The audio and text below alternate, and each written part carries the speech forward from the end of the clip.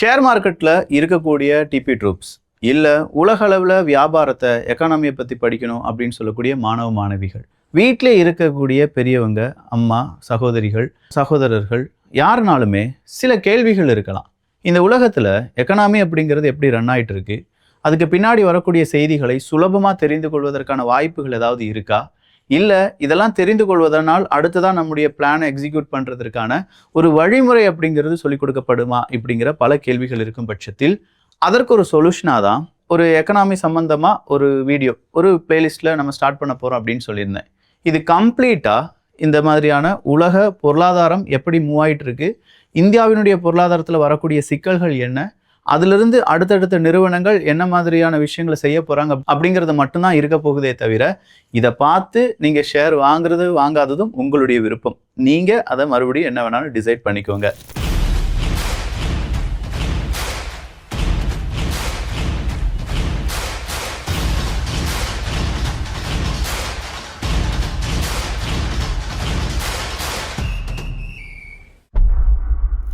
முதல் பொருளாதார செய்தி என்ன அப்படின்னு பார்த்தீங்கன்னா, இந்த வாரம் தான். என்னடா சொல்கிற, இந்த வாரம் அவ்வளவு முக்கியமான வாரமா அப்படின்னு கேட்டால் குறித்து வச்சுக்கோங்க. ஜூலை 28ஆம் தேதியிலிருந்து ஆகஸ்ட் 1ஆம் தேதி வரை நடக்கக்கூடிய பல விஷயங்கள் நம்முடைய மார்க்கெட்டை கொஞ்சமாக பதம் பார்க்கலாம், நம்முடைய வர்த்தகத்தை ஏகப்பட்ட இடத்துல பாதிக்கலாம், நம்முடைய பணத்தை கொஞ்சமாக வேட்டையாடலாம். இது எல்லாமே இந்த ஒரு வாரத்தில் நடக்க போகுது அப்படின்னு சொல்கிறத பலரும் சொல்ல ஆரம்பிச்சிருக்காங்க. அதுலேயும் குறிப்பாக தொடர்ச்சியான ஈவெண்ட்ஸ் அப்படிங்கிறது இருக்குது அப்படிங்கிறது தான். ஃபஸ்ட்டு நம்ம பார்க்க வேண்டியது ஜூலை 28ஆம் தேதி இந்தியாவினுடைய இண்டஸ்ட்ரியல் ப்ரொடக்ஷன் YOY டேட்டா அப்படிங்கிறத ரிலீஸ் பண்ண போகிறாங்க. ஸோ இதை நோட் பண்ணிக்கோங்க. இண்டஸ்ட்ரியல் ப்ரொடக்ஷன் YOY அப்படிங்கிற டேர்ம் இயர் டு இயர் அப்படிலாம் நம்ம சொல்லுவோம் பார்த்தீங்களா, அதே மாதிரி தான். ஸோ போன வருடத்திலும் இந்த வருடத்தையும் கம்பேர் பண்ணி இண்டஸ்ட்ரியல் க்ரோத் அப்படிங்கிறதும் ப்ரொடக்ஷன் அப்படிங்கிறதும் எப்படி இருந்திருக்கு அப்படிங்கிற டேட்டாவை இந்தியா வெளியிட போகிறது. அப்படி வெளியிடும் போது தான் நமக்கு ஸ்ட்ரென்த், கண்ட்ரியினுடைய இண்டஸ்ட்ரியல் செக்டார் எப்படி வளர்ந்து இருக்கிறது, அதனுடைய அடுத்த கட்ட நடவடிக்கை என்ன, இந்த இண்டஸ்ட்ரியல் செக்டாரில் என்னென்ன மாற்றங்கள் நிகழ்ந்திருக்கு அப்படிங்கிறது எல்லாத்தையுமே நம்மளால் ஸ்டடி பண்ண முடியும். ஸோ நீங்கள் விரும்பக்கூடிய ஒரு நிறுவனம் அது ஒரு இண்டஸ்ட்ரியல் செக்டாருக்குள்ளே வருது அப்படின்னா இந்த டேட்டா உங்களுக்கானது தான். அப்போ இந்த டேட்டாவை 28 ஜூலையில் இந்தியா வெளியிட போகிறது அப்படின்னு சொல்லி பார்க்கும்போது அடுத்ததாக HSBC ஒரு ரிப்போர்ட்டை வெளியிட போகிறாங்க. இந்த ரிப்போர்ட்டையும் நீங்கள் நோட் பண்ணி வைக்கணும். அதுதான் மேனுஃபேக்சரிங் PMI அப்படிங்கிறது. இந்த மேனுஃபேக்சரிங் PMI, நான் YOY அப்படிங்கிறது ஒரு டேர்ம் சொன்னேன்ல, இந்த PMI அப்படிங்கிற ஒரு டேர்ம் இருக்குது. அது பர்ச்சேசிங் மேனேஜர்ஸ் இண்டெக்ஸ் அப்படின்னு சொல்லுவாங்க.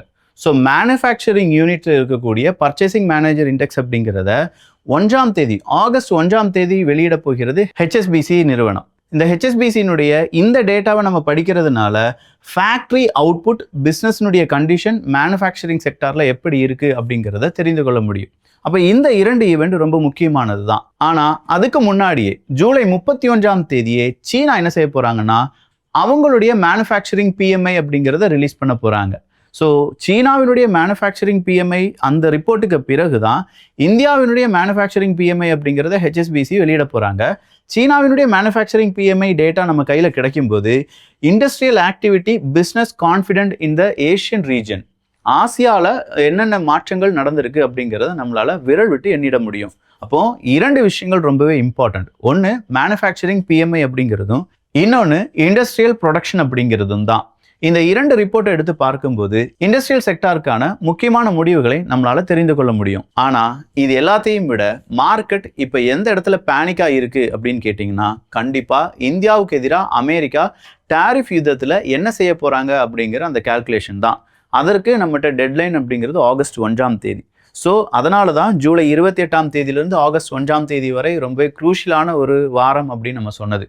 அடுத்ததாக ஜூலை 30ஆம் தேதி ஃபெடரல் ரிசர்வ், அமெரிக்காவினுடைய ஃபெடரல் ரிசர்வ் FOMC ரேட் அப்படிங்கிறதுக்கான டெசிஷனை எடுக்க போகிறாங்க. இந்த FOMC ரேட் டெசிஷன் அப்படிங்கிறது அவங்களுடைய இன்ஃப்ளேஷன் கன்சர்ன் ஒன்று இருக்குல்ல, டொனால்டு ட்ரம்ப் அவர்களுடைய இன்ஃப்ளேஷன் கன்சர்ன், பவுல் அவர்கள் அவங்களுடைய இன்ட்ரெஸ்ட் ரேட்டை கம்மி பண்ணணும், அப்படின்னா தான் இன்ஃப்ளேஷனை கட்டுப்படுத்த முடியும் அப்படின்னு சொல்லிட்டு இருக்காருல, அதற்கான முக்கிய முடிவாகத்தான், அதாவது அதற்கான ஒரு ட்ரெய்லராகத்தான் இந்த FOMCனுடைய ரேட் டெசிஷன் அப்படிங்கிறத நம்மளால பார்க்க முடியும். அப்போ ஜூலை 30ஆம் தேதியே FOMCனுடைய இந்த ஒரு ரேட் டெசிஷன் அடுத்ததாக வரக்கூடிய ஆகஸ்ட் 1ஆம் தேதி இந்தியா மற்றும் அமெரிக்காவினுடைய பேச்சுவார்த்தையையும் பாதிக்கும். அமெரிக்காவினுடைய ஃபெட் சிஸ்டத்தையும் பாதிக்கிறதுக்கான வாய்ப்புகள் இருக்கு. ஆல்ரெடி அமெரிக்காவுக்கும் அங்கே இருக்கக்கூடிய ஃபெடரல் சிஸ்டத்தினுடைய தலைவர் பவுல் அவர்களுக்கும் இடையே செமையான சண்டை ஓடிட்டு இருக்கு அப்படிங்கிறதும், பவுல் அவர்கள் தேவையில்லாமல் நிறைய செலவுகள் செய்கிறாரு. அவர் அப்போவே நாங்கள் இன்ட்ரெஸ்ட் ரேட் குறைக்க சொன்னோம், அவர் இன்னும் குறைக்கல. அதனால தான் பவுல் அவர்களை டூ லேட் அப்படின்னு சொல்லி நான் கூப்பிட்டு இருக்கேன்னு சொல்லி டொனால்டு ட்ரம்ப் அவர்கள் சொன்னதும் மார்க்கெட்டில் ஒரு மிக்ஸ்டு ஃபீலிங்கை ஏற்படுத்தியிருக்கு. இது கூடவே நம்முடைய ஜிடிபியினுடைய QOQ குவார்டர் டு குவார்டர் அப்படிங்கிறதுக்கான டேட்டாவும் ரிலீஸ் பண்ண போகிறாங்க. அது மட்டும் இல்லாமல் ADP எம்ப்ளாய்மெண்ட் அப்படிங்கிறதையும், எம்ப்ளாய்மெண்ட்டில் ADP அப்படிங்கிறதையும் ரிலீஸ் பண்ண போகிறாங்க. இந்த ADP எம்ப்ளாய்மெண்ட் QOQ இந்த டேர்ம் எல்லாம் நான் இப்போயே சொல்கிறதுக்கான காரணம் இதுதான். இனி வரக்கூடிய எல்லா வீடியோக்களிலும் நம்ம சொல்ல போகிறோம். ஏன்னா இந்த QOQ அப்படின்னு சொல்கிறது இல்லாட்டி YOE அப்படின்னு சொல்கிறது இது எல்லாமே ஒரு எக்கனாமிக் பேஸ்டாக இருக்கக்கூடிய வார்த்தைகள். ஸோ இதில் ADP அப்படின்னு சொன்னேன் பார்த்தீங்களா, இந்த ADP டேட்டா நமக்கு கிடைக்கும் போது ஒரு ப்ரைவேட் செக்டாரில் எந்த அளவுக்கு ஒரு ஜாப் ஆப்ஷன்ஸ் அப்படிங்கிறது உருவாகி இருக்கு, ஜாப் லாஸ் எவ்வளோ உருவாகி இருக்கு அப்படிங்கிற டேட்டா எல்லாம் நமக்கு கிடைச்சிடும்.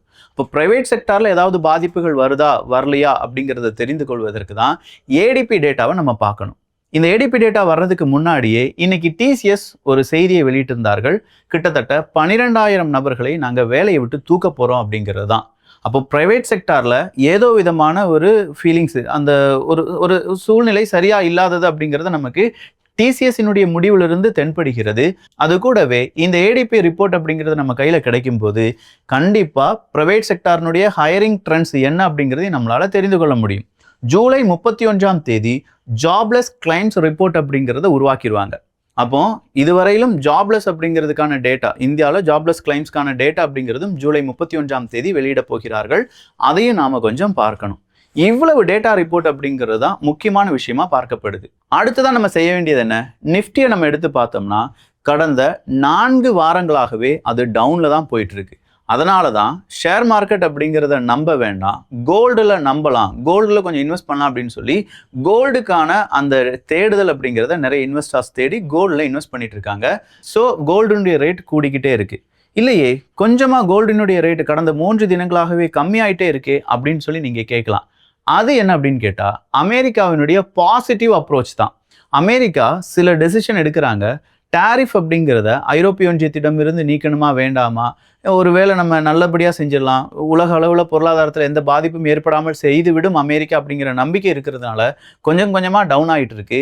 ரஷ்யா உக்ரைன் யுத்தமாக இருக்கட்டும், இஸ்ரேல் அடுத்ததான் நடத்தின யுத்தங்களாக இருக்கட்டும், இது எதுவுமே பெரிய அளவில் பொருளாதாரத்தை பாதிக்காத அளவில் இருக்கிறதுனாலையும் கோல்டினுடைய ரேட்டு கொஞ்சமாக கம்மியாயிட்டு இருக்கு. ஆனால் இந்த ட்ரெண்ட் அப்படியே ஃபாலோ ஆகுமா அப்படின்னு கேட்டால் நான் முதலே சொன்ன மாதிரி ஆகஸ்ட் 1ஆம் தேதிக்கு பிறகு தான் அமெரிக்கா சார்ந்து இருக்கக்கூடிய முடிவுகள், இந்தியா சார்ந்து இருக்கக்கூடிய முடிவுகள் அப்படின்னு சொல்றதை நம்மளால கம்பேர் பண்ண முடியும். சரி, அப்போ இந்தியாவை நம்பி இன்வெஸ்ட் பண்ணலாமா? ஃபாரினர்ஸ் நிறைய NRIஸ்லாம் இதை பார்த்துட்டு இருப்பீங்க. ஃபினான்ஷியல் இயர்ஸ் 2025-2026 பொறுத்த வரைக்கும் கண்டிப்பாக 6.5 இருக்கும் அப்படிங்கிறதுல மாற்றமே வராது அப்படின்னு சொல்றாங்க.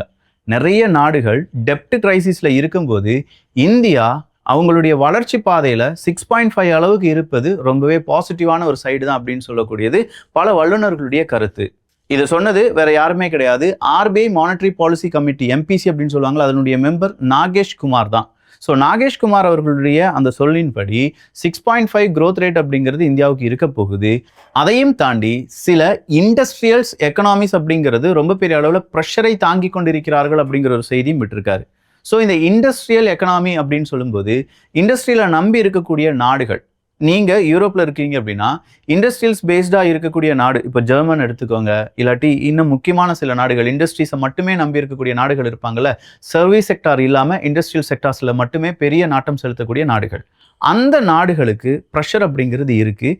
அந்த ப்ரெஷர் ஒவ்வொரு நாட்டினுடைய எக்கானமியும் பாதிக்கும் அப்படின்னு சொல்லியிருக்காரு. இந்தியாவை பொறுத்த வரைக்கும் இண்டஸ்ட்ரியிலும் இருக்குது, சர்வீஸையும் நம்ம ப்ரொவைட் பண்ணுறோம்.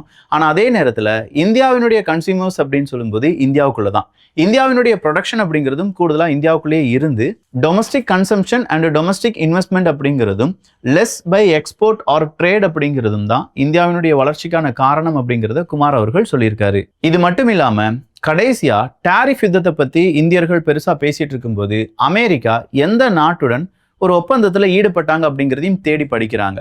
ஏன்னா எல்லா இடங்களிலுமே ஒரு இடத்துல ஒரு மார்க்கெட் கிராஷ் ஆகுது, இல்லாட்டி மார்க்கெட்ல பிரச்சனை வருதுன்னா அது பல நாடுகளையும் பாதிக்குது. ஸோ அந்த அடிப்படையில அமெரிக்காவும் இந்தோனேஷியாவும் ஏற்படுத்தின அந்த டாரிஃப் டீல் அப்படிங்கிறது தான் இப்போ பேசு பொருளா இருக்கு.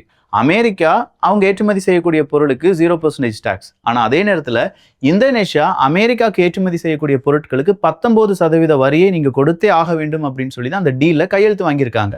அந்த டீல இந்தோனேஷியா கையெழுத்து போட்டது சாதாரண விஷயம் கிடையாது. அது கூடவே யுஎஸ் எனர்ஜி, அவங்க இந்த எனர்ஜி டிபார்ட்மெண்ட்ல இருந்து ஒரு 15 பில்லியன் அமெரிக்க டாலர் அளவுக்கான ஒரு பர்ச்சேஸுக்கும் இந்தோனேஷியா சம்மதம் தெரிவித்திருக்கிறது. 4.5 பில்லியன் அமெரிக்காவினுடைய அக்ரிகல்ச்சர் ப்ராடக்டை வாங்குறதுக்கு இந்தோனேஷியா சம்மதித்திருக்கிறது. 50 போயிங் விமானங்களையும் வாங்குவதற்கு இந்தோனேஷியா சம்மதிச்சிருக்காங்க. அப்போ இந்தோனேஷியாவை நெருக்கி இருக்காங்க அமெரிக்கா.